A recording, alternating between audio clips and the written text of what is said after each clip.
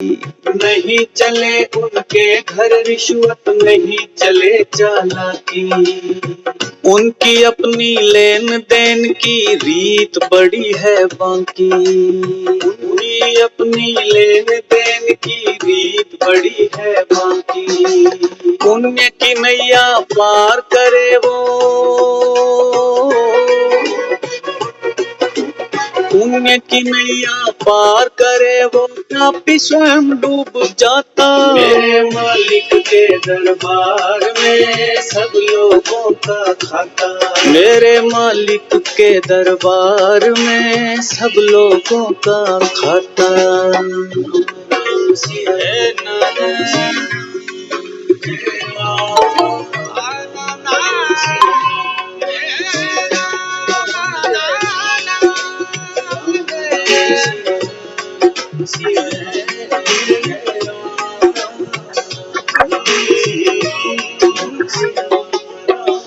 बड़े बड़े कानून हैं उनके, बड़ी बड़ी मर्यादा। बड़े बड़े कानून हैं उनके, बड़ी बड़ी मर्यादा। किसी को कोड़ी कम नहीं देता, किसी को दमड़ी ज्यादा। किसी को कोड़ी कम नहीं देता, किसी को दमड़ी ज्यादा। इसीलिए वो सारे जग का, इसीलिए वो सारे जग का जगत सेठ कहलाता। मेरे मालिक के दरबार में सब लोगों का खाता। मेरे मालिक के दरबार में सब लोगों का खाता।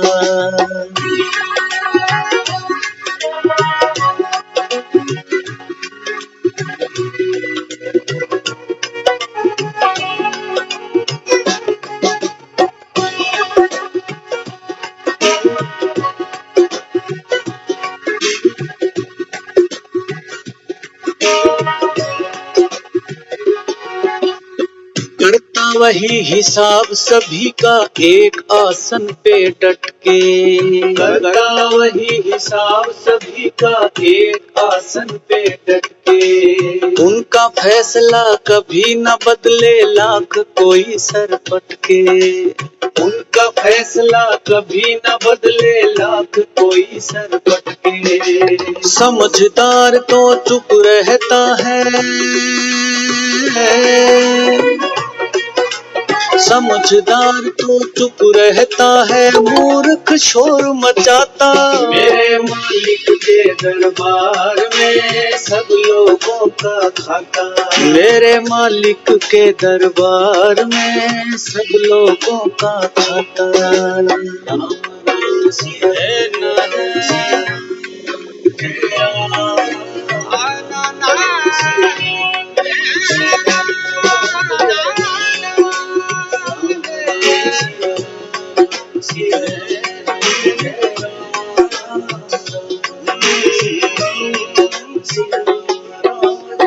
उजली करनी कर ले बंदे, कर्म न करियो काला। उजली करनी कर ले बंदे, कर्म न करियो काला। लाख आंख से देख रहा है तुझे देखने वाला। लाख आंख से देख रहा है तुझे देखने वाला। उनकी तेज नजर से बंदे, उनकी तेज नजर से बंदे कोई नहीं बच पाता। मेरे मालिक के दरबार में सब लोगों का खाता। मेरे मालिक के दरबार में सब लोगों का खाता। जैसा जिसने कर्म किया है, जैसा जिसने कर्म किया है वैसा ही फल पाता। मेरे मालिक के दरबार में सब लोगों का खाता। ओ मेरे दाता के दरबार में सब लोगों का खाता। मेरे मालिक के दरबार में सब लोगों का खाता। ओ दाता के दरबार में सब लोगों का खाता।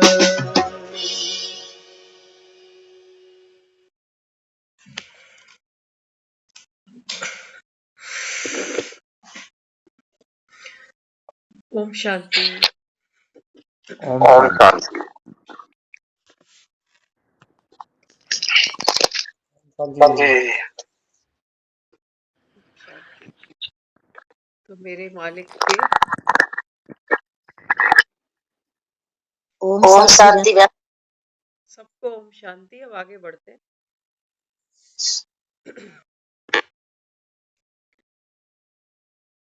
तो मेरे दाता के दरबार में सब लोगों का खाता, बड़े बड़े कानून प्रभु के, बड़ी बड़ी मर्यादा। हम जो ये जीवन जी रहे हैं ना, एक न्यायपालिका है हमारे देश में। अगर हम उसका उल्लंघन करते हैं तो हमको फाइन भरना पड़ता है, सजा भोगनी पड़ती है। एक छोटा सा ऑटो, स्कूटर भी, गाड़ी भी घर से बाहर निकालते हैं तो सिग्नल पे रोकनी पड़ती है, हेलमेट पहनना पड़ता है, गाड़ी की आरसी साथ रखनी पड़ती है। समय समय पर पोल्यूशन टेस्ट गाड़ी का कराना पड़ता है ना। हर चीज के नियम कानून है, कायदे हैं। कहीं काम धंधा करने जाते हैं, एक टाइम है पर्टिकुलर कहीं पहुंचने का, एक नियम है, एक मर्यादा है। एक डॉक्टर है, हॉस्पिटल में जाएगा, एक मर्यादा है। जाते ही क्लिनिक में वो व्हाइट अपना कोट पहनेगा, वकील जाएगा काला कोट पहनेगा, बच्चे स्कूल जाएंगे यूनिफॉर्म में जाएंगे। विदाउट टिकट सिनेमा हॉल में घुस नहीं सकते हो। छोटे छोटे छोटे छोटे रूल्स हैं जो हम डे टू डे लाइफ पे सब फॉलो करते हैं। अवेयर है तो दुनिया चले जा रही है। सोचो अगर ये कानून नहीं बने होते छोटे छोटे से, तो किसी के भी घर में कोई भी आके कब्जा कर लेता।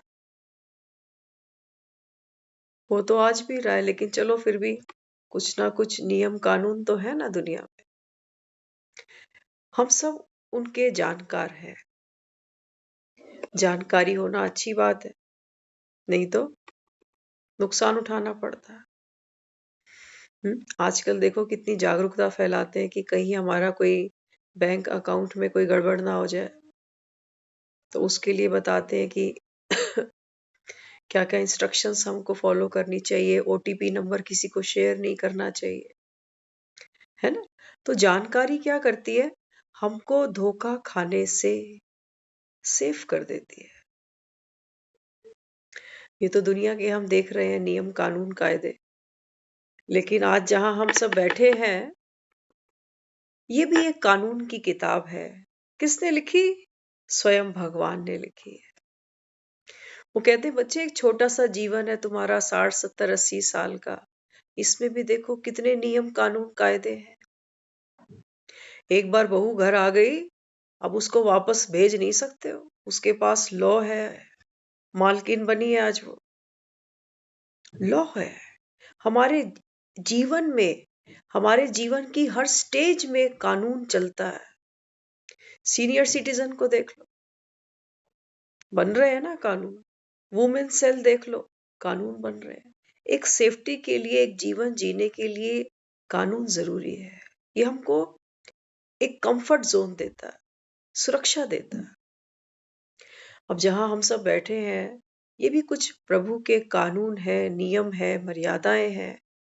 एक छोटा सा जीवन है हमारा, उसमें भी देखो कितनी, सब कुछ करते धरते भी कहीं ना कहीं धोखा खा ही जाते हैं, है ना। क्योंकि आज की मुरली में बाबा ने सुबह बोला, ज्ञान बड़ा पेचीदा है, इतना इजी नहीं है। अगर कानून की किताबें उठाओ ना आप, तो जो लॉ पढ़ते हैं, कानून की किताबें कभी बंद नहीं होती है।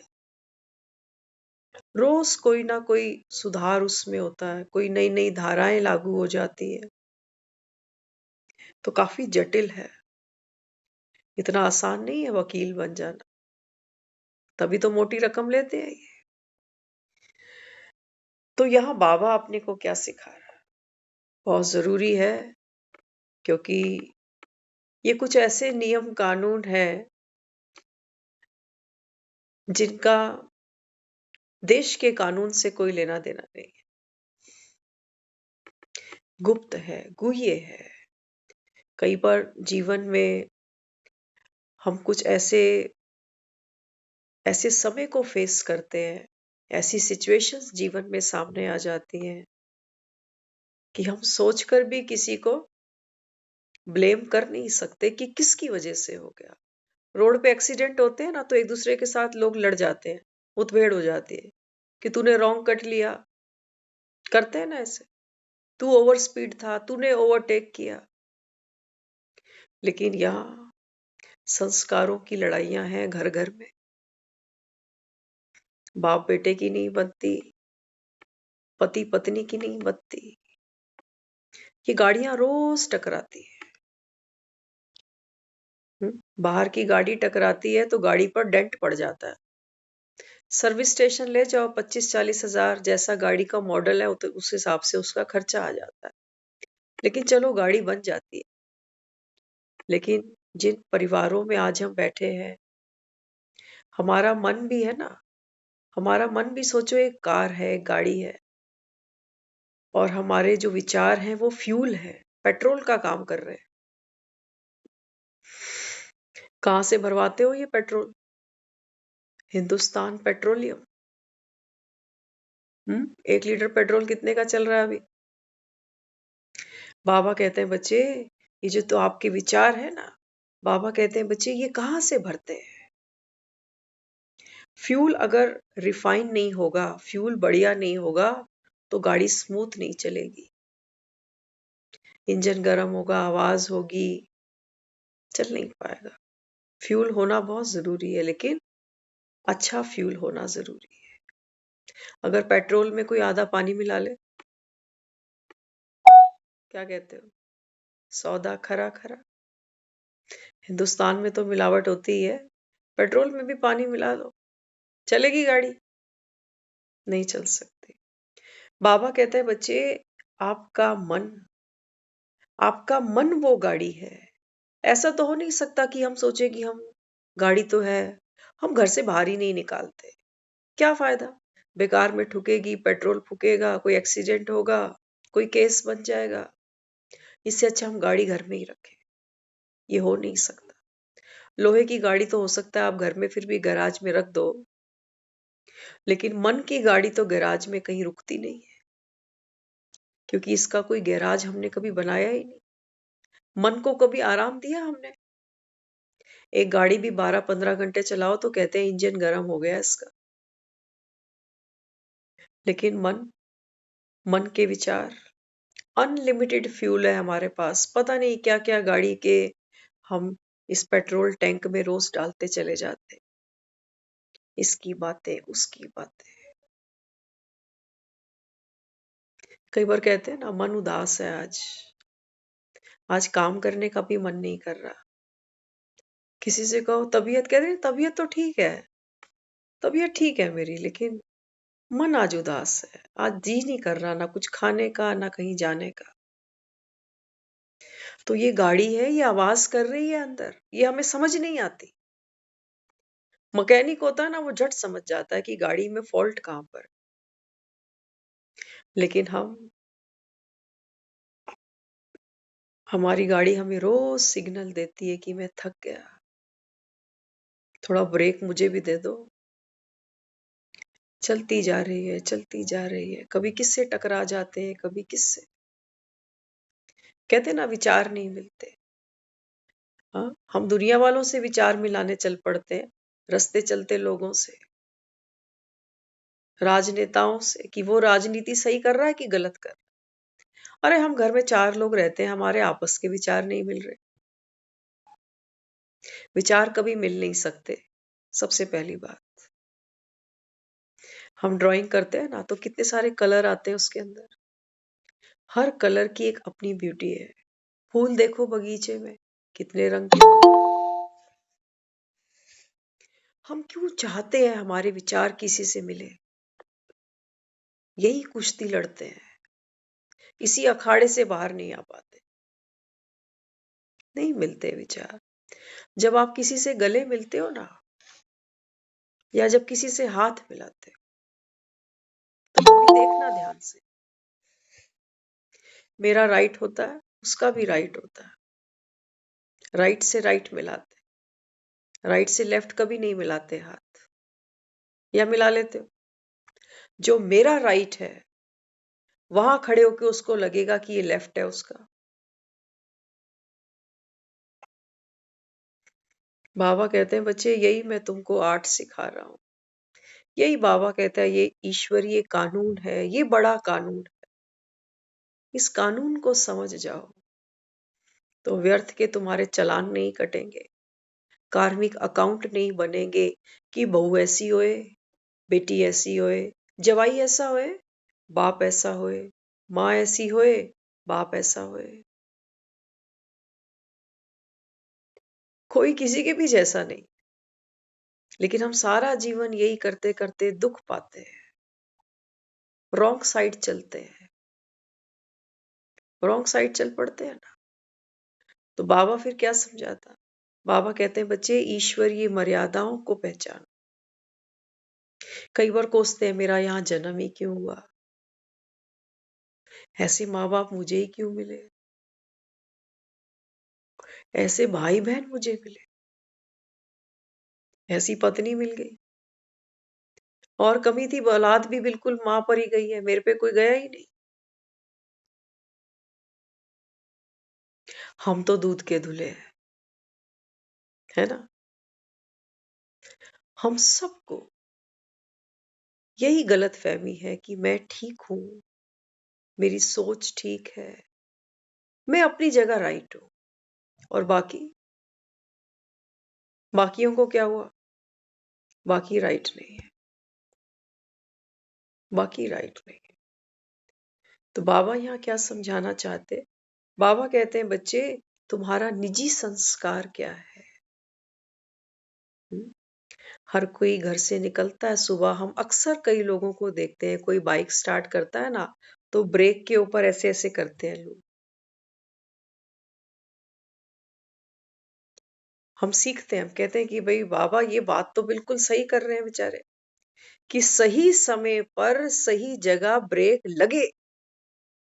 ऐसा ना हो कि ब्रेक अभी चाहिए और लगे 3 सेकंड के बाद, तो गड़बड़ हो जाएगी। रोड हमारी मर्जी से तो बने नहीं, कहीं गड्ढे खुदे हैं, कहीं कहीं पर स्पीड ब्रेकर आया हुआ है, कहीं कोई गाड़ी बंद पड़ी है रास्ते के बीचों बीच, कहीं 2 ट्रक लेटे हुए पड़े, एक्सीडेंट हो गया। ये सारा ड्रामा हमारे कहने से नहीं घूमता। लेकिन बाबा कहते हैं बच्चे कहाँ ब्रेक किस चीज की है?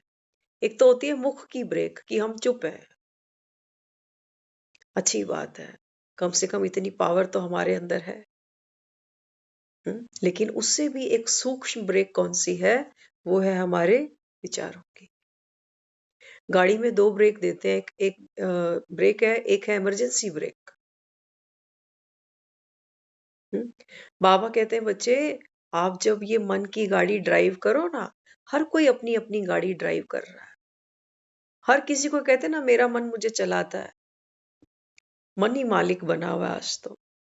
मन करता है तो क्लास में बैठ जाते हैं, मन नहीं करता तो नहीं बैठते, मन के गुलाम सभी। तो बाबा यहाँ क्या समझाता? बाबा कहते हैं बच्चे आप अपनी गाड़ी को रेस दो, ब्रेक दो, ये आपके पास कंट्रोलिंग पावर। लेकिन आप चाहो कि आप किसी और की गाड़ी को जाकर ब्रेक लगाया हो सकता।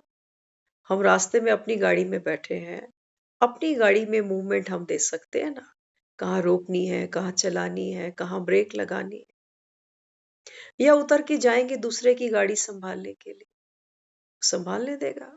कहते हैं ना जरा मुंह संभाल के बात कर। ये हम वही काम कर रहे हैं कि भाई देख मेरी तो ब्रेक नहीं लगेगी, तू ज्यादा बोलेगा तो फिर मुझे भी बोलना आता है। हम उसको यही समझाने गए हैं जरा मुंह संभाल के बात कर, नहीं तो मुंह तोड़ दूंगा तेरा। उन्होंने चूड़ियां पहन रखी है, वो तोड़ना नहीं जानते।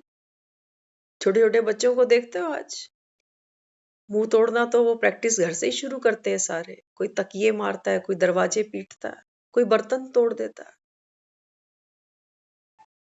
आज हम सुन रहे थे कहीं एक यूनिवर्सिटी के प्रोफेसर हैं, वो बता रहे थे। वो कहते हैं कि मैं अपने कॉलेज में जो स्टूडेंट्स हैं, इनका एक सर्वे हुआ। तो सर्वे में पता चला कि अराउंड 70 to 80% जो स्टूडेंट्स है ना, दे आर इन डिप्रेशन। सोचो आप, ये कॉलेज गोइंग बच्चे हैं, हमारी यंग जनरेशन, ये डिप्रेशन में। सोच सकते हो, एक उम्र आती है इंसान की, वो कहता है कि शरीर अब बीमारियां आती हैं तो डिप्रेशन आ जाती है। संबंधों से जो प्यार, जो रिस्पॉन्स मिलना था वो नहीं मिलता तो डिप्रेशन आ जाती है। एक यंग एज में ना तो बीमारियों का डर होता है, ना किसी की परवाह होती है। ये भी एक मौज का समय होता है अपनी, ना नौकरी की चिंता, ना रोटी की फिक्र। इतने इरादों में पावर होती है कि जो चाहेंगे वो करके ले आएंगे। सोचो, ऐसी यंग जनरेशन आज डिप्रेशन का शिकार है, और बाकी कहाँ जाएंगे? बाकी कहाँ जाएंगे जिनको गृहस्थी चलानी है, परिवार, बच्चे देखने, ये बूढ़े बीमार शरीर चलाने हैं, महंगाई को फेस करना है, ये कहाँ जाएंगे बेचारे? तो वो कहने लगे, कहते मैं ये सोच रहा हूँ कि ये कॉलेज में पढ़ाई जो हम पढ़ा रहे हैं, क्या ये सफिशिएंट है, या बच्चों को कुछ और भी देना चाहिए?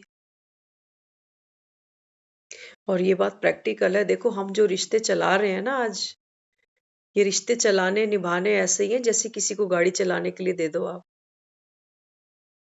कला नहीं आती तो रिश्ते फीके हो जाते हैं।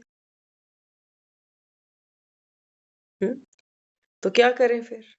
वो सोचने लगा कि अब क्या करें, इन यंग जनरेशन्स को हम क्या दे सकते हैं?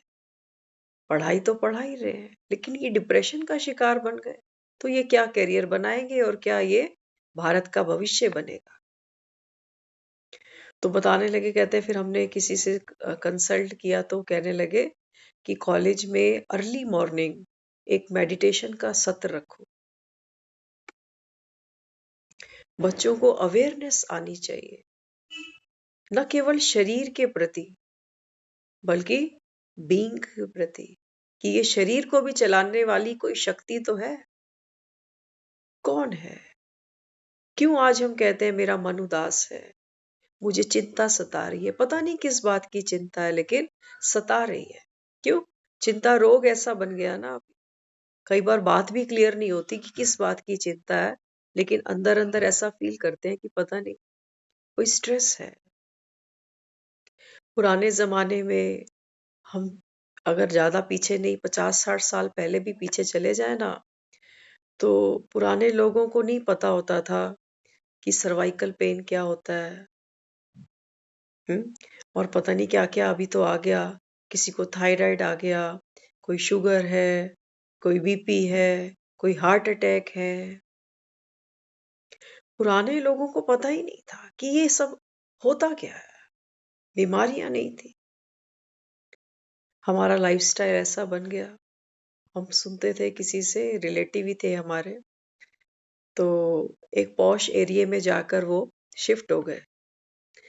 तो उनसे हमारे जो फादर हैं वो एक बार मिलने गए, तो बता रहे, कहते हैं कि यहाँ का तो सिस्टम ही अलग है। कहते वहां तो हम खुद काम करते थे सारा, लेकिन यहाँ अगर घर में मेड नहीं आती ना तो लो स्टैंडर्ड मानते हैं उसको। कहते हैं ये मेड ही नहीं रखी, कैसे लोग हैं? ये देखी में हिंदुस्तान पीछे रह गया, पीछे रह गया। हाँ, तो यहाँ बाबा क्या समझा था? बाबा कहते हैं बच्चे चलाना कैसे है खुद को, राजा बनकर, नौकर बन के नहीं। हमें तो दुनिया चला रही है। कपड़े कैसे पहनने चाहिए? हाँ, ये पहन लिया तो लोग क्या कहेंगे? करते हैं ना हम ऐसा। हमारा सारा जीवन, कभी गहराई से चेक करना, हमारा चलना, हमारा बोलना, हमारा पहनना, हमारा खाना, सब कुछ इसलिए है ताकि दूसरे मुझसे सेटिस्फाइड रहे। मन कुछ और चाह रहा है, कर कुछ और रहे हैं। कथनी और करनी में फर्क है। ये रीजन है स्ट्रेस का। ये रीजन है स्ट्रेस का। विवेकानंद के बारे में हम सुनते थे। हाँ, कहते थे एक बार विदेश में उनको इनवाइट किया गया कि आप आइएगा, आपका सम्मान करेंगे। तो यहाँ भारत में तो बहुत सिंपल से कपड़े पहनते थे। तो जब यहाँ के लोगों को पता चला, उन्होंने बोला, ओहो, आपको विदेश जाने का मौका मिल रहा है, देखो हम आपके लिए इतना बढ़िया कोट पैंट बनवाएंगे। तो विवेकानंद ने भी सोचा कि चलो भाई, बाहर जाना है तो थोड़ा सूटेड वूटेड लगना चाहिए।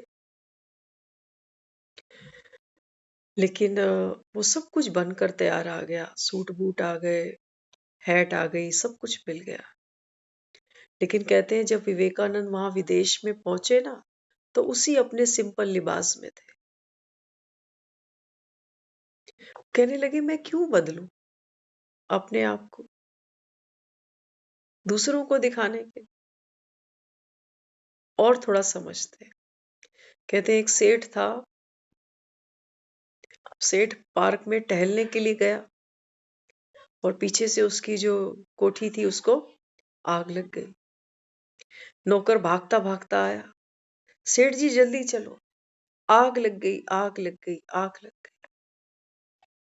अब सेठ जी जिस गति से चल रहा था, पार्क में टहल रहा था छड़ी लेके, तो उसने अपना मुख पार्क से बाहर किया कि चलो घर की तरफ बढ़े। लेकिन उसकी चाल में कोई परिवर्तन नहीं आया। तो नौकर सोचने लगा, पता नहीं बूढ़ा है, शायद सुना ठीक से नहीं है इसने। तो दोबारा बोला, कह रहा आग लग गई, घर में आग लग गई। बोला, सुन लिया, मेरे क्या दौड़ के जाने से आग बुझ जाएगी? लगी चुकी ना अब तो जो लगी चुकी आग, उसके लिए मैं अपनी चाल क्यों बदलूं? बाबा, हम ये सब यहाँ बैठे हैं। बाबा कहता है भंभोर को आग लगेगी, क्या बचा लोगे तुम, देख लो। बाबा कहता है ना तुम्हारे शरीर बचेंगे, ना बाबा कहता है जिन पोते दोतों की तुम आस लगाकर बैठे हो ना, बाबा कहता है वो वक्त नहीं चढ़ेगा, वो सूरज नहीं निकलेगा। बाबा कहता है, बाबा कहते हैं बच्चे अपनी चाल तो संभाल लो कम से कम। क्या चाहते हैं? ये जो पूरा जीवन हमने निकाल दिया, पैसा कमाया, परिवार जमाया, घूमे फिरे, खाए पिए, पहना ओढ़ा, सब कुछ किया, क्यों? किस लिए? क्या प्यास है अंदर? प्यास यही है कि मैं संतुष्ट हो जाऊं, तृप्त हो जाऊं। लेकिन हुए 80 साल में भी किसी को मौत आती है तो पीछे वाले भी रोते हैं और जाने वाला बेचारा वो भी तैयार नहीं होता। उससे बोलो, वो कोई मरना थोड़ी चाहता। कौन मरना चाहता है? मौत को कौन गले लगाए? क्यों? जिंदगी ठीक से कभी जी ही नहीं।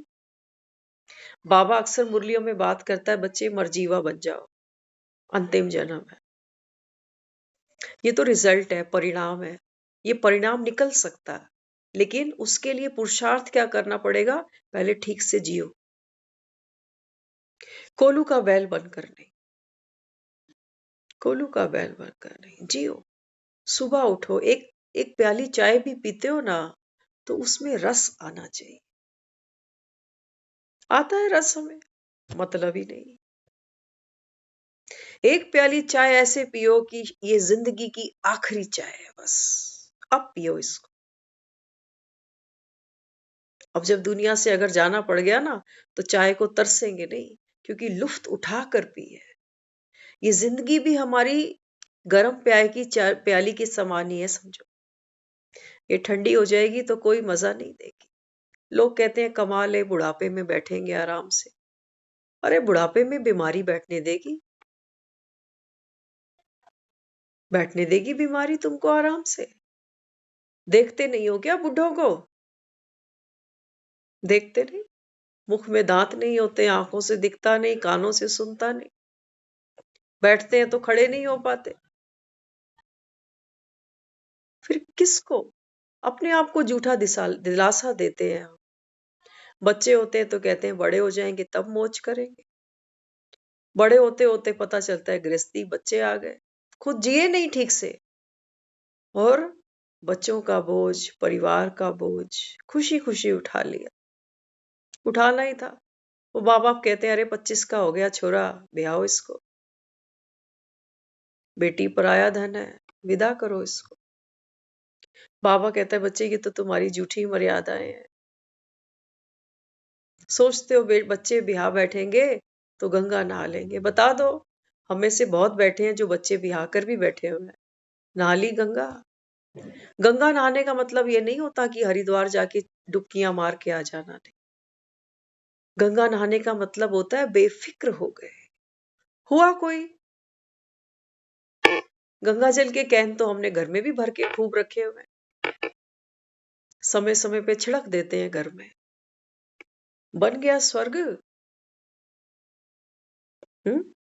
बन गया स्वर्ग।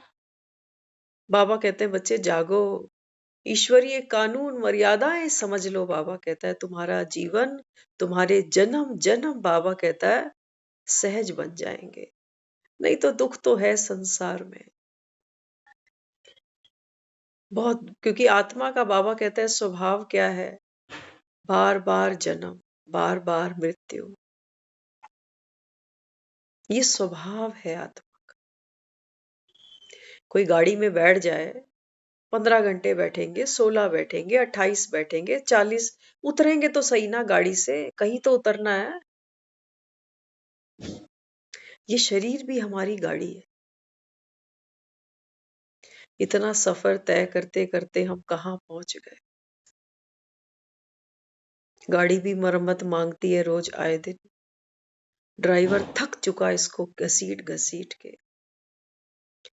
तो बाबा कहता है, बच्चे शरीर को देखते हो, बीमारियों को देखते हो, संबंधों को देखते हो, तो फिर डिप्रेशन में चले जाते कि हाय मेरा बुढ़ापे में क्या होगा।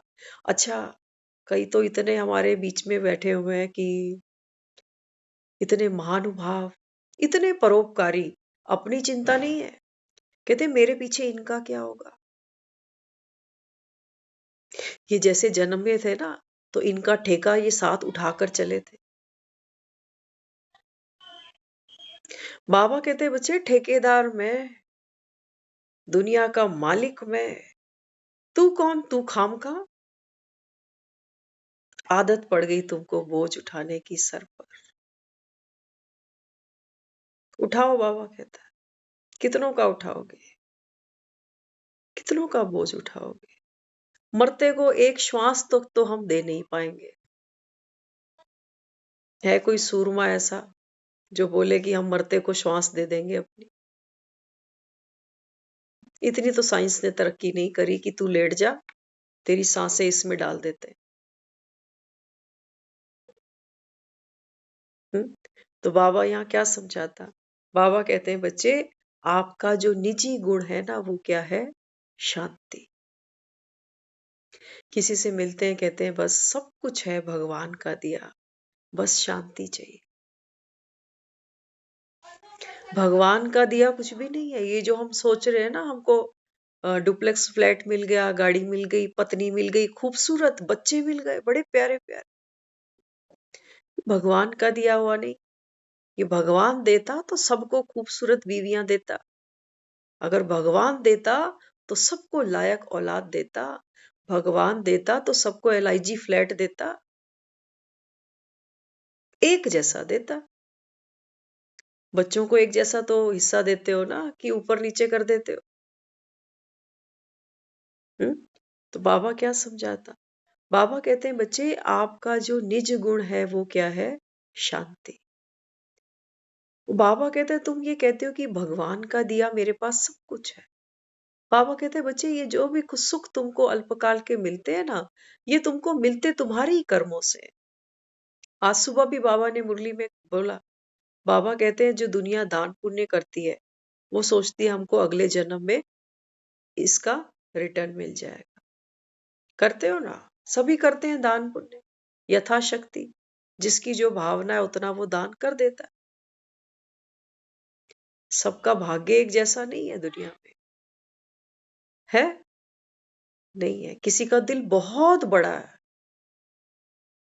और कुछ कुछ दे के भी पछताते रहते, और कुछ एक मेजॉरिटी ऐसी हमारे पास है जो लेने में बिलीव करती है, देने वालों में नहीं है।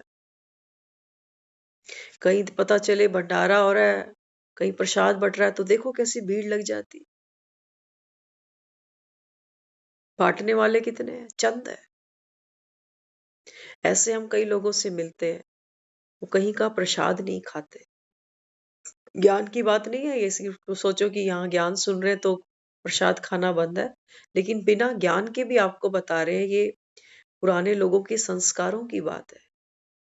हम किसी से मिले एक बार ही, तो उन्होंने बोला, कहते हैं कि ये जो भंडारा बांटते हैं ना, कभी नवरात्रों में, कभी इधर कभी उधर, कहते हमारे जो दादू साहब थे वो कभी कहते नहीं थे, कहते कि नहीं ये आपके हक की रोटी नहीं है, ये आप अपने घर में खाओगे। हाँ भंडारा लगाओ, मैं तुम्हें मना नहीं करूंगा, लेकिन तुम लाइनों में लगकर ऐसे प्रसाद घर मत लेकर आ जाना करो, ये गरीबों के हक की रोटी है। लेकिन आज हम वहां खड़े हैं, बुरा नहीं मानना, ये प्रैक्टिकल बात है। देखते हैं कहीं कुछ हो रहा होता है ना, तो माँ बच्चे को कहती है जा ले आ, 2 टाइम की ले आ, बनानी नहीं पड़ेगी आज। आज हम सब कुछ होते सोते भी बनाने से बचते हैं कि मैं अकेले के लिए क्या बनाऊं, बार बार क्या बनाऊं, चल आज वहीं से ले आ। जैसा अन्न वैसा मन। शादियों में रोटियां सब खाते हैं ना, लड़की का बाप होता है ना, वो पूरी कैटरिंग अरेंज करता है, और उसके अंदर एक ही बात चलती है कि रोटी कम नहीं पड़नी चाहिए। बस ये उसका जो है वो फाउंडेशन रहता है कि रोटी कम नहीं पड़े। अच्छा, अब जो खाने आ रहा है वो भी प्लेट ऐसे ही भरता है कि कम नहीं पड़ जाए कोई चीज, ऐसी कोई चीज रह ना जाए जो मैं खाकर नहीं जाऊं, सगन दे रहा हूं। पुराने समय में लोग कन्यादान देते थे, तब ऐसे रिवाज नहीं होते थे। आजकल तो पर प्लेट सिस्टम बना दिया लोगों ने, और वो बेचारे कह भी देते हैं घर से एक एक दो दो लोग आना, बस प्लेट सिस्टम रखा हुआ है। बोल देते हैं कई जगह तो बेचारे फ्रेंकली बोल देते हैं कि देखो छोटी सी गैदरिंग है, एक एक दो दो लोग ही आ रहे हैं बस। देखते सुनते हो ना। छोटा सा कार्ड होता है, वो सब कार्ड्स में नहीं डालते हैं कि ये एक प्रोग्राम स्किप कर दो, सबको ये नहीं बुलाना है, है ना। क्यों? कारण क्या है उसका? कारण ये हमारे पेट तो खाली ही है। कईयों से हम मिलते हैं, हंसने की बात कई बार सामने आती है। हाँ, हंसी मजाक करते हैं ना लोग, कहते हैं शादी का कार्ड आया हुआ है, शाम को शादी पे जाना है। तो बीवी अगर आगे पूछेगी ना, सुनो क्या बनाए दिन में, कहता है भगवान छोड़ो, शाम को तो जाना ही है शादी पे। अब दिन की खा के क्या करेंगे, वहीं जाके खाएंगे। मन हमारे है ना ये खाली। कई बार सुनते हैं ना, कहते हैं पेट भर गया लेकिन नियत नहीं भरी। हम्म? तो बाबा यहाँ क्या समझाता? बाबा कहते हैं बच्चे, जो भी कुछ तुमको मिला, जो भी सुख मिला, जो भी दुख मिला, बाबा कहता है बच्चे इसके पीछे कौन खड़ा है? भगवान नहीं खड़ा हुआ, भगवान नहीं खड़ा, हमारे अपने कर्म है। और कर्मों के पीछे कौन खड़ा है? हमारे अपने संस्कार। हमसे कर्म कराता कौन?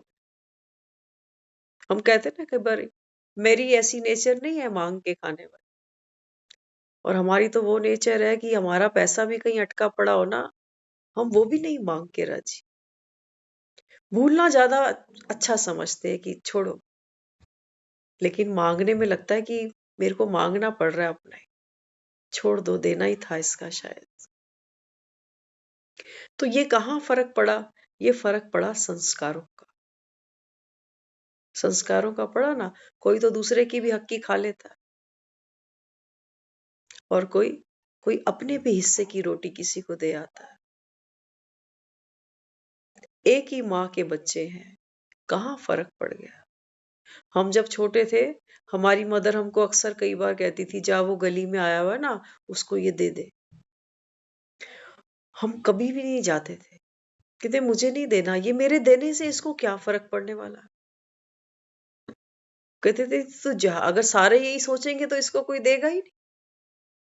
हमने कभी भी दान जो भी किया है ना, बस प्रेशर से किया होगा, रुचि नहीं थी कुछ। नहीं तो बच्चों को देखते हैं, उनको बड़ा मन करता है किसी को दे आए, किसी को दे आए। किसी का हाथ पसारना भी अच्छा नहीं लगना चाहिए। सबको स्वावलंबी बनाओ। बाबा तो यही कराने आया अभी।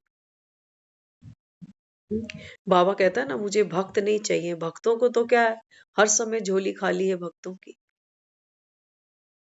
और देवी देवता ये मंदिरों में बैठे हैं। कैसे बैठे हुए हैं? देखना कभी कहाँ बैठे हैं। आप और हम कहाँ बैठे हैं अभी? कोई बेड पे बैठा है, कोई सोफे पे बैठा है, कोई हो सकता है दाएं बाएं काम करता हुआ सुन रहा हो। लेकिन देवी देवताओं को कहाँ बिठाया है? कोई चूहे पर बैठ गया। आप में है कोई जो चूहे पे बैठ के मुरली सुन रहा हो? ममता दीदी चूहे पे तो नहीं बैठे। हम्म? कोई चूहे पे बैठ गया, कोई हंस पर बैठ गया, कोई शेर पर बैठ गया, कोई कमल फूल पर बैठ गया। कोई और कुछ नहीं मिला तो पत्थर की शिला पर बैठ गया। साईं बाबा को देखा है, पत्थर की शिला पर बैठा हुआ है। ये स्थिति दिखाती है आत्मा की कि आत्मा कितनी अचल अडोल है, आत्मा कितनी न्यारी प्यारी है। तो बाबा क्या समझाता? बाबा कहते हैं बच्चे, ये जो कर्म है, कर्मों की भी बेस कहाँ बनती है? हमारे संस्कारों से। संस्कारों की बेस कैसे बनती है? बाबा कहते हैं बच्चे, ये एक ही संगम युग है जहां मैं आता हूं तो तुम्हारे निज संस्कारों से, ओरिजिनल संस्कारों से बाबा कहता है मैं तुम्हारा श्रृंगार करता हूं। बाकी माया ने की तो यही गड़बड़ है। माया ने भी हमें सजाया, ऐसी बात नहीं है। एक श्रृंगार बाबा का है और एक माया का है। माया ने हमारी आंखों में लालच का सुरमा डाला है। कहते ना, मुंह में पानी आ गया, फलानी चीज देखी और मुंह में पानी आ गया। ये पानी है लालच का जो आंखों से टपकता है। माया ने हमारा श्रृंगार किया किससे? दहकती आग हमारे मुख में डाल दी कि बोल किसी से कुछ भी, देख कैसे तेरे दुश्मन तैयार होते हैं। कहते ना, यही बोली होती है, इसी से कोई दोस्त बना ले, इसी बोली से कोई दुश्मन भी बना ले। तो बाबा क्या समझाता? बाबा कहते हैं बच्चे, यहाँ बैठे हो ना, तो बड़े बड़े जो प्रभु के कानून हैं, नियम हैं, इनको जानो और इनको फॉलो करो। बाबा कहते हैं बच्चे, आपके संस्कार बदल जाएंगे, आपका कर्म बदल जाएगा। आपका कर्म बदलेगा, आपका भाग्य पलट जाए। बाकी तुम सोचो कि हम जाएंगे लंगर भंडारे चला देंगे तो हमारा भाग्य पलटेगा। बाबा कहता है नहीं, अल्पकाल का मिल जाएगा। किसी का पेट भरा है, तुम कभी भूखे नहीं सोओगे।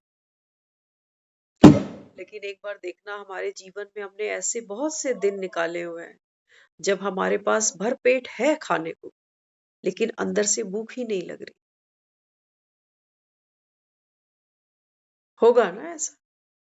होता है। तो बाबा यहाँ क्या समझाता? बाबा कहते हैं बच्चे, ये है ज्ञान की गंगा।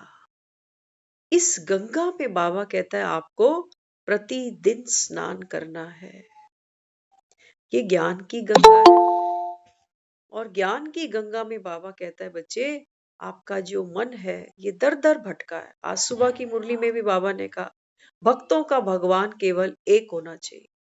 और बाबा कहता है, यहाँ तो देखो, कहते हो हर दिल में है रब बसता, और सब एक दूसरे के दुश्मन है। सब एक दूसरे की निंदा करते हैं कि फलाना ऐसा है जी, फलाना वैसा है जी। देखो, हम ना कई बार सोचते हैं, बाबा की बातें कई बार ख्यालों में चलती रहती है।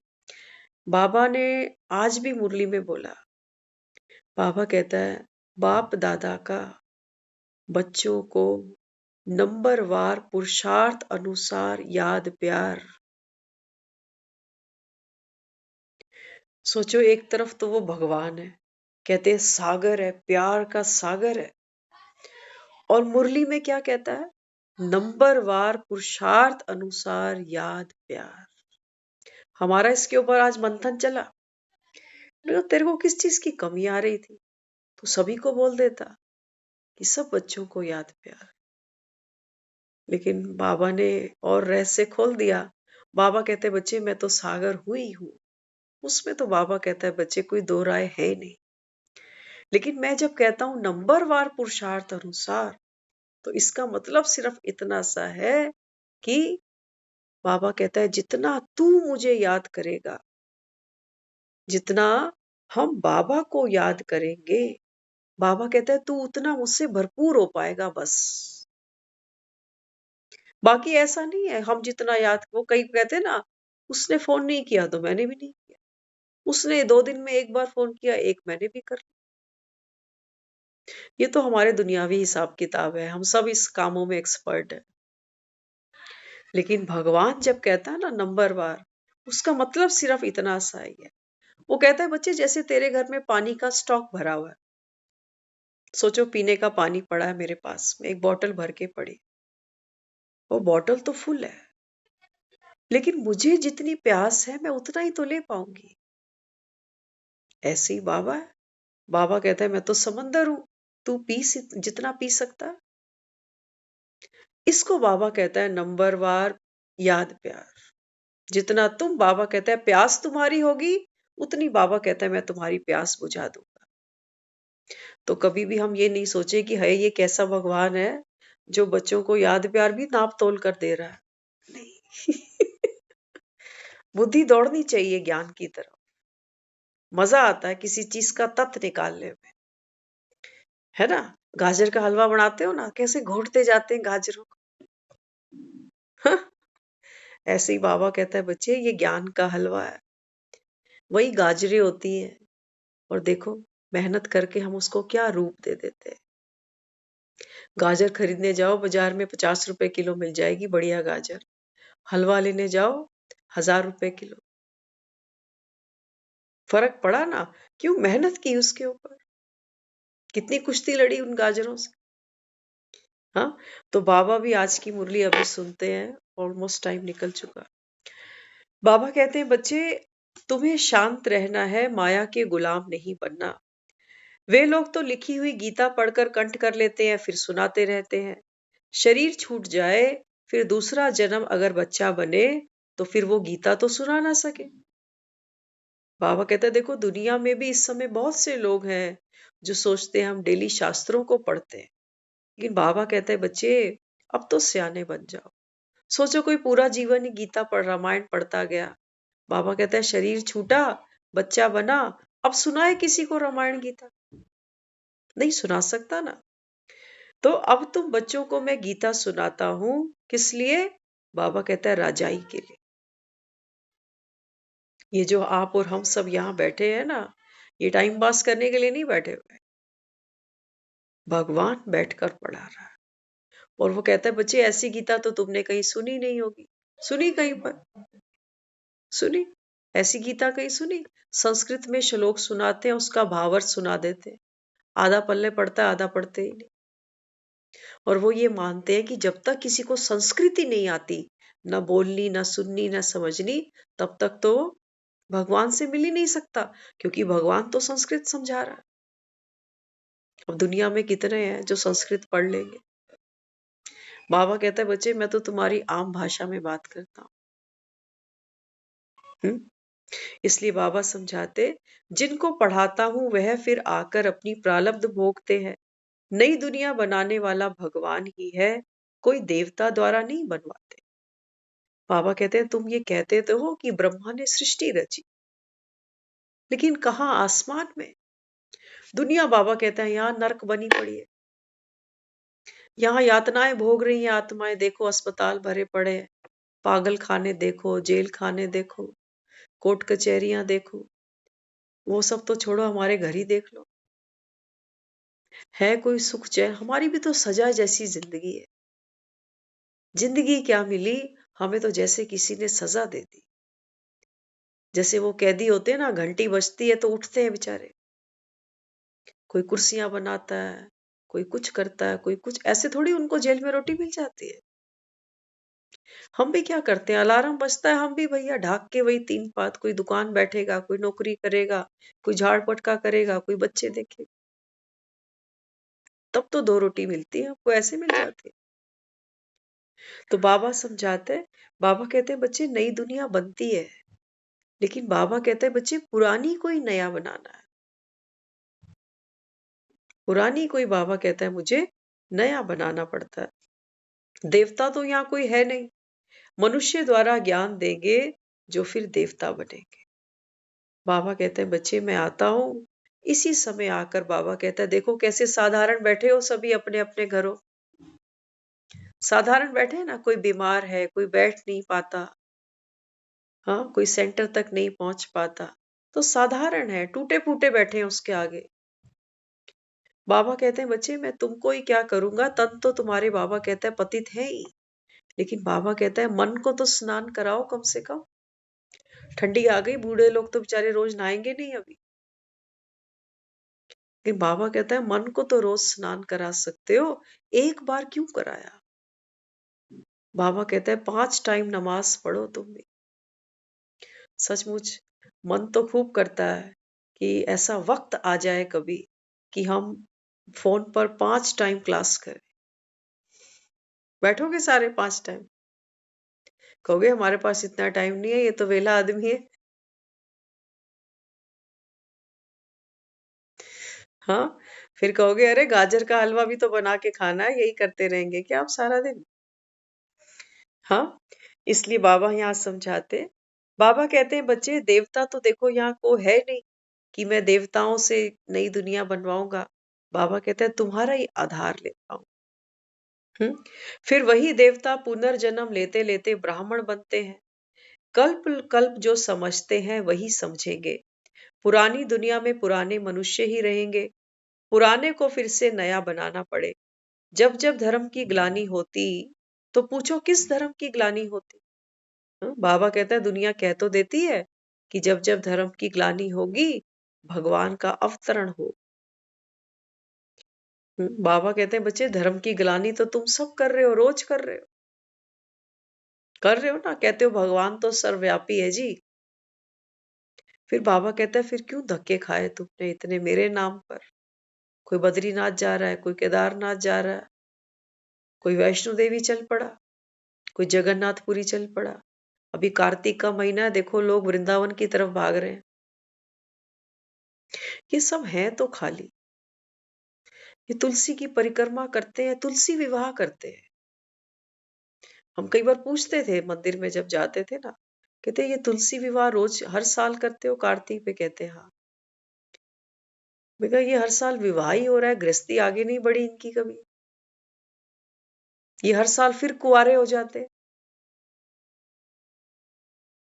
एक बार किसी पे ठप्पा लग गया ना मैरिड, उसको सरकार बख्श नहीं सकती फिर कि तू दोबारा करके दिखा किसी से शादी, लीगल एक्शन बनता है उसके अगेंस्ट। और ये देखो ये हर साल अपना बैंड बाजे बजाते हैं, कहते हैं तुलसी जी का विवाह है।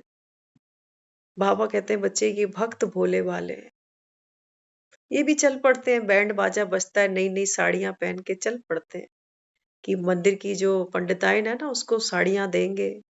अभी हम किसी से मिल रहे थे, 1 साल पुरानी शायद बात है, उनके मदर थोड़ा सीरियस थे, तो अभी भी वो है। उस समय उन्हें लगता था शायद 10-15 दिन में कुछ भी पॉसिबल है। तो उनकी मदर ने उनको कहा कि मेरी एक इच्छा है कि मुझे गांव में जाकर ना तुलसी विवाह कराना है।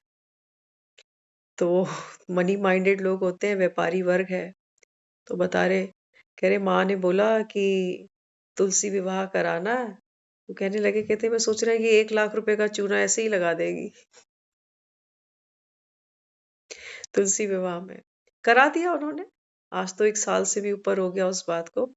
कहते हैं 1 लाख रुपया लगा उसके ऊपर, जो जो वो ताम झाम सब करना था वो सब हमने करके दे दिया कि चलो इसकी अंतिम इच्छा ये ना रह जाए। देखो इंसान की अंतिम इच्छा, क्योंकि वो कहते हैं मेरी बेटी नहीं है कोई, 3 बेटे हैं उनके पास में, कहती मेरी कोई बेटी नहीं है ना, तो मुझे कन्यादान करना है, तो मुझे तुलसी विवाह करवाना है। तो पूरे गांव में उन्होंने बढ़ चढ़कर उसको बहुत अच्छे तरीके से सेलिब्रेट किया। तो कहते हैं चलो बच्चों को बुआ मिल गई, तुलसी बुआ। बीवियों को नंद मिल गई, तुलसी। देखो बात सारी किसकी है? पवित्रता की। आपने देखा होगा तुलसी को आज भी हम घरों में जूठे हाथ नहीं लगाते, होता है ना? तो बात किसकी है सारी? बाबा कहते हैं बच्चे सारी बात है आपकी पवित्रता। और पवित्रता क्या है? हमारे विचार। 2 मिनट लगते हैं किसी के भी बारे में गलत सोचने में, सेकंड भी नहीं लगता, सेकंड भी नहीं लगता। बाबा कहते हैं बच्चे ये परिवर्तन आपको अपने अंदर करना है। और ये होगा कैसे? अगर हम रोज दुनिया की अखबारें सुनेंगे, ब्रेकिंग न्यूज बार बार सुनेंगे, इसकी सुने उसकी सुने, तो ये तुलसी कभी भी शुद्ध हो नहीं सकती, क्योंकि पोल्यूटेड माइंड है चारों तरफ हमारे। कोई इस दुख से दुखी है, कोई फलाने से दुखी है, कोई कैसे दुखी है। बाबा कहते हैं बच्चे ज्ञान सुनते जाओ, बस ज्ञान सुनते जाओ। बाबा कहते हैं बुद्धि में केवल ज्ञान चलेगा, इसको बाबा कहते हैं सुदर्शन चक्र फिराना। बाबा कहता है आपकी बुद्धि शुद्ध हो जाएगी। और जिसके पास बुद्धि इतनी प्यारी हो, भरपूर हो, शांत हो मन जिसका, और दुनिया में फिर क्या चाहिए? और दुनिया में फिर क्या चाहिए? तो बाबा समझाते, बाबा कहते हैं बच्चे किस धर्म की ग्लानि हुई जो कहते हो कि जब जब धर्म की ग्लानि होगी तो भगवान आएगा। बाबा कहता है ये तो धर्म है देवी देवता धर्म। आज देखो बाबा कहता है देवी देवताओं के नाम पे तो सिर्फ चित्र रह गए, मूर्तियां रह गई, देवी देवता तो दुनिया में एक भी नहीं। पुराने लोग फिर भी कभी कभी एक दूसरे को कह देते थे देवी जी बैठ जाओ, देवी जी शांत हो जाओ। आजकल भी केबीसी में हमारे अमिताभ बच्चन जी बोलते हैं देवी जी, बहुत अच्छा लगता है उनके मुख से सुनना। लेकिन बाबा क्या कहता है? बाबा कहता है यहाँ कोई देव समान तो है नहीं। वो देवी जी भी किस चीज के पीछे है? कि मेरा नाम हो, मेरी शान हो। अभी हम सुन रहे थे केबीसी में कोई फीमेल बता रहे, तो कह रही है कि केबीसी जिंदाबाद, आज तक मैं कभी प्लेन में नहीं बैठी, केबीसी जिंदाबाद, इतने बड़े होटल में कभी मैंने स्टे नहीं किया, केबीसी जिंदाबाद। ये देवियां हैं जिनका मन का पात्र खाली है, इनको देवी नहीं कह सकते। देवी सिर्फ फीमेल नहीं है, सिर्फ कि कोई फीमेल है तो वो देवी बन गई, ऐसा नहीं। दुनिया में देख लो देवियां तो बहुत है ऐसे, है ना? लेकिन हम उनकी क्या इज्जत करते हैं ये हमारा मन जानता है। किसी को मुख पर हम बात करते हैं बहन जी, माता जी, और पीछे से उसके बारे में क्या बोलते हैं पता है ना सबको, उसको तो विस्तार बताने की जरूरत भी नहीं है। इसलिए बाबा कहता है बच्चे यहाँ देवी देवता धर्म का अब कोई नहीं बैठा हुआ। इस धर्म की जब ग्लानि हो जाती है, माना जब बाबा कहता है कोई साकार देवी देवता यहाँ नहीं होता, तब बाबा कहता है मुझे वो क्रिएट करना पड़ता है। इसलिए अब बाप कहते हैं इस समय के बच्चे क्या काम के होंगे जबकि विनाश सामने खड़ा है। तुम्हारे बच्चे वारिस नहीं बन सकेंगे। कड़वा है ज्ञान, है ना? दवाई कड़वी होती है लेकिन बीमारी मार देती है। बाबा कहते हैं बच्चे जो भी तुम जोड़ रहे हो धन पैसा, जिसके मारे कहते हो हमारे पास 1 घंटे की भी फुर्सत नहीं है कि क्या ये ज्ञान सुने। अब हम मरेंगे, पीछे से गति करा देंगे लोग, बस गाड़ियां बुक करके ये पहुंच जाएंगे। कोई हरिद्वार पहुंचेगा तो कोई व्यास पहुंचेगा, कहीं तो पहुंचेंगे सुसरे। इतना पैसा छोड़ के जा रहे हैं, कितने पंडितों को खिला देंगे। बाबा कहते बच्चे ऐसे तो गति सदगतियां नहीं मिल जाती। ये पंडित कौन से भरे पेट बैठे हो, पंडित पंडित की लड़ाई हो जाती है आपस में। कोई संतुष्ट आत्मा यहाँ है नहीं जिसको खिलाकर तुम सोचो कि मैं पुण्य का भागी बन गया। सबकी बाबा कहता है यहाँ पे नीयत खाली है, एक भी नहीं है बाबा कहता है जिसको आप सच्चा ब्राह्मण कह सको। देखो शादियों में इतना बढ़िया फर्स्ट क्लास अरेंजमेंट होता है, 2 मिनट नहीं लगते किसी को कहने में रोटी बेकार थी, मजा नहीं आया। लगी देर कहने में? नहीं, मन में सोचा भी नहीं कि पता नहीं किस तरीके से कैसे क्या ना करके ये अरेंजमेंट किसी ने किया होगा। तो चलो किसी की प्रशंसा अगर मुख से नहीं निकली तो निंदा भी तो ना निकले, खा के जा रहे हैं। बात तो तब थी, हम तो कई बार ये सोचते हैं कि रोटी तुम्हें पसंद नहीं आई ना, तो तुम खा के क्यों गए फिर? प्लेट भी पूरी साफ कर दी तुमने, ना आइसक्रीम छोड़ी, ना कोल्ड ड्रिंक छोड़ी, ना कॉफी छोड़ी, और लास्ट में ये भी कह गए कि रोटी मजेदार नहीं थी। अगर मेरे घर में मुझे कोई सब्जी फुल्का दे और मुझे अगर स्वाद ना लगे, तो शायद एक बाइट में हम फाइनल कर सकते हैं कि ये रोटी नहीं खाई जाएगी मुझसे, अगला निवाला हम नहीं तोड़ेंगे। लेकिन वहां क्या क्या करके आए, और फिर लास्ट में कह देंगे रोटी अच्छी नहीं। बाबा कहते हैं इनको तो तुम खिला रहे हो, लाखों रुपया लगाते हैं हम इनके ऊपर। बाबा कहते हैं यहाँ ना कोई संतुष्ट था ना कोई होगा, खिलाओ इनको। अब ऐसे नहीं करना कि शादियां करो रोटियां ही नहीं करो किसी की, वो करना जरूर, करना जरूर, अच्छा लगता है, बहुत अच्छा लगता है। कुछ आए घर पे, अभी हमारे एक बहन मिलने आए एक कार्ड देने के लिए, तो जिस भावना से वो बार बार कह रहे आप आना आना आना, अच्छा लगता है कि कोई कोई हमारे घर में भी आए, कोई खाए कोई पिए, है ना। कोई भूखा नहीं होता अपने घर से, लेकिन एक एक रिगार्ड लगा लो, एक रिस्पेक्ट लगा लो किसी का, है ना। तो किसको भी खिलाना, लेकिन ये अपेक्षा नहीं रखना कि मेरी वाहवाही करेगा। वो अपना संस्कार दिखाकर जाएगा कि देखो जी मेरा संस्कार तो ऐसा ही है, मुझे आप कुछ भी खिला लो लेकिन मेरे मुख से निकलेगा वही, है ना। तो बाबा भी यहाँ क्या समझाते हैं? बाबा कहते हैं देखो बच्चे, विनाश तो सामने खड़ा है, लेकिन बाबा कहते हैं यहाँ वारिस तो कोई नहीं बनेगा। तुम समझते कुल की निशानी रहे, पतित दुनिया की कोई निशानी नहीं रहेगी।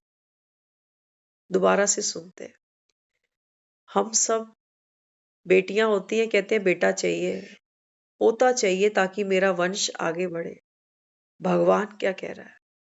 बाबा कहते हैं तुम कहते हो ना मुझे मेरी निशानी चाहिए, कुल की निशानी, कुल का दीपक चाहिए, लेकिन बाबा कहते हैं बच्चे, पतित दुनिया की कोई निशानी नहीं बचेगी। एक बच्चा नई क्लास में जाता है, कोई पुरानी एक आधी कॉपी रख लेता है, किताब रख लेता है कि पिछले साल की है ना, देखो मैडम ने कितनी बार गुड स्टार दिए मुझे। वेस्ट हो गई वो। चाहे बाबा कहते हैं यहाँ आत्मा कितनी भी प्यारी आपको मिली, बच्चा बनकर, परिवार बनकर, लेकिन बाबा कहते हैं बच्चे ये आउटडेटेड है। पुरानी अखबारें कौन पढ़ता है, वो तो रद्दी बन जाती है। इसलिए बाबा कहते देवताओं के ही काले शरीर बनाते, क्राइस्ट बुद्धि को भी काला देखा। हम्म? बुद्धू बुद्धि नहीं, यहाँ होना चाहिए बुद्ध। हम्म? बाबा कहते हैं देखो क्या करते हो, हमेशा देवताओं की जब मूर्तियां हमने देखी, चाहे वो हमने शिवलिंग देखा, चाहे हमने कृष्ण को देखा, चाहे हमने काली माँ को देखा, है ना। बाबा कहते हैं इनको आपने काला बना दिया। क्राइस्ट को कभी काला नहीं बनाया, बुद्ध को कभी काला नहीं दिखाया। क्यों? क्योंकि बाबा कहता है ये ओल्डेस्ट नहीं है। इस सृष्टि पर बाबा कहता है जो सबसे पहली आत्माएं उतरी हैं वो है देवकुल की आत्मा। वो बाबा कहता है जन्म लेते लेते लेते काली पड़ गई। जैसे चांदी देखते हो ना, चांदी घरों में खरीद के ले आओ, दुकान पे चांदी एक चीज बोलती है और घर आओ तो वो काली हो जाती है कुछ समय बाद, है ना। तो बाबा कहते साधु संत पवित्र बनते फिर भी पुनर्जन्म तो विकार से लेते हैं। मनुष्य समझते हैं देवताएं भी तो बच्चे पैदा करते हैं, वह भी विकारी ठहरे। उनको पता ही नहीं देवताओं को गाया ही जाता है संपूर्ण निर्विकारी, तब तो उन्हों को पूजा जाता है। सन्यासी सिर्फ पुरुषों को सन्यास कराए मिशन बढ़ाते हैं, बाप जोड़ी को भी पवित्र बनाते। बाबा कहता है दुनिया में जो सन्यास लेते हैं ना, तो पुरुष को प्रधान बनाते हैं, स्त्री को नहीं देते सन्यास। गौतम बुद्ध जब थे ना तो स्त्रियों को ज्ञान नहीं सुनाते शुरू शुरू में। हाँ, बाबा कहता है लेकिन मैं तो यहाँ जोड़ी को बिठाता हूँ, पति पत्नी की। और बाबा कहता है इनको पवित्र बना देता हूँ। तुम यहाँ सन्यासी बनने नहीं, विश्व का मालिक बनने आए। बाबा कहते हैं मैं तुम्हें भगवा नहीं पहनाना चाहता कि तुम भगवा पहन लो और घर घर जाके भिक्षा मांगो। नहीं, बाबा कहते हैं बच्चे गृहस्थ में रहो, लेकिन कमल फूल के समान बन जाओ। बाबा कहते हैं तुमको सन्यासी नहीं, विश्व का मालिक बनाना है। हेवन में जाने के लिए दैवी गुण भी चाहिए ना। क्रोध है तो फिर असुर कहलाएंगे। बड़ी शांतचित अवस्था चाहिए। चेहरे द्वारा सर्वश्रेष्ठ प्राप्तियों का अनुभव कराने वाले सर्व प्राप्ति संपन्न भवा। कई बच्चों के चेहरे देख लोग कहते हैं ऊंची मंजिल है। त्याग इन्होंने बहुत ऊंच किया। त्याग दिखाई देता, भाग्य नहीं। जहां उमंग, उत्साह और एकमत का संगठन है, वहां सफलता समाई हुई है। बाबा कहता है अक्सर जब लोग आपको देखते हैं ना, तो बाबा कहता है लोग अक्सर कहते हैं हाय इन्होंने कितना त्याग किया है, कैसी लाइफ जीते हैं, प्याज लहसुन छोड़ दिया, हाँ ये नहीं खाते, वहां नहीं जाते, ये नहीं पहनते। बाबा कहता है बच्चे ये रॉन्ग है।